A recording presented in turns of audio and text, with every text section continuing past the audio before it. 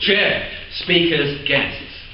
I've been married to Annabel for over 29 years, which means I've survived 4 7-year itches, even though my father-in-law never thought I'd come up to scratch.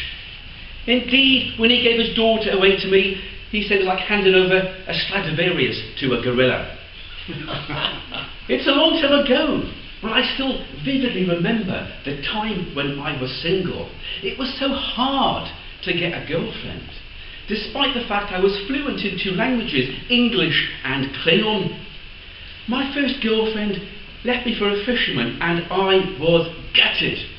But even with Annabel, it was love at second sight. The first time, she didn't know I had money. Now on our 3rd date, I really wanted to impress her. So I invited her back to my flat and proudly showed her my model train set. But she thought I'd gone completely off the rails.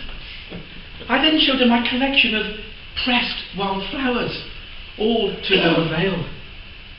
"Don't you have any masculine or manly pursuits?" he said. "Oh, I do, I said, and proudly showed her my vast array of Star Trek figures. But she simply shook her head in utter disbelief. "And what do you do at weekends?" Well, I was a keen capnologist, but that clearly did not appeal to her, and I could see from the look in her eyes that she was determined to ring the changes. Now her passion was sailing, and she suggested we go out on the matter. It's what you do with it that counts. Oh, at last, I thought, at last some good news. Now, I may have to remind her later she said that. "You'll need this. Toff me a life jacket." "But why do I need this? I mean, do boats like yours sink very often?" "No," she replied, "only the once."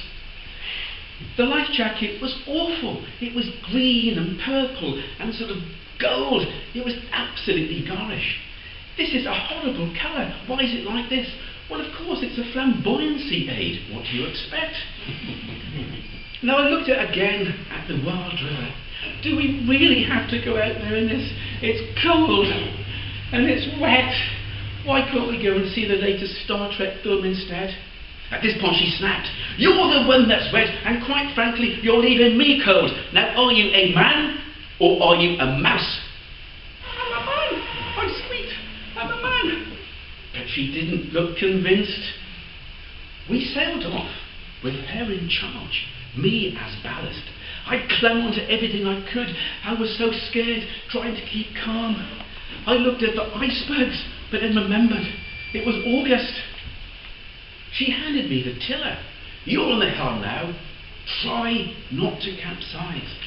"But how do you drive this boat with this stupid, ludicrous stick? Why can't I have a proper steering like a car?"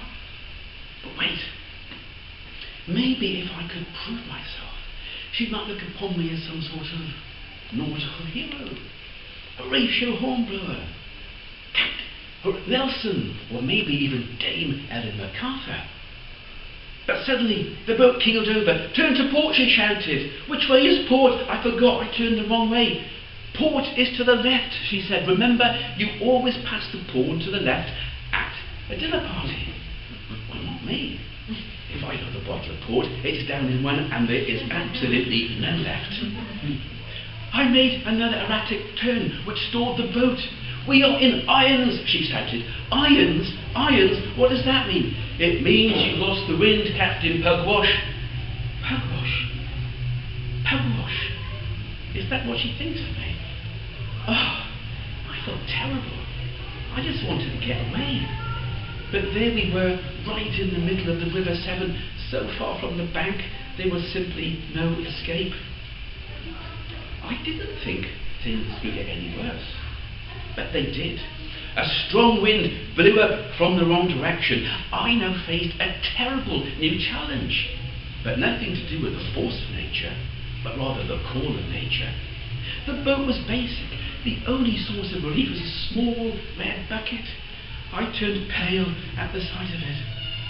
Would I make it back to shore with clean underpants? They were a prized possession, the best I ever had. I bought them at a Star Trek convention, and they were personally endorsed by William Shatner. I searched for inspiration. What would Spock do in this position? Cling on, I thought to myself, just cling on. We made it ashore. My ordeal was at an end.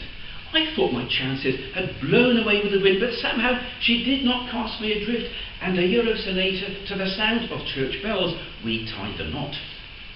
It was no ordinary knot, a combination of a reef knot and a bowline, a noose.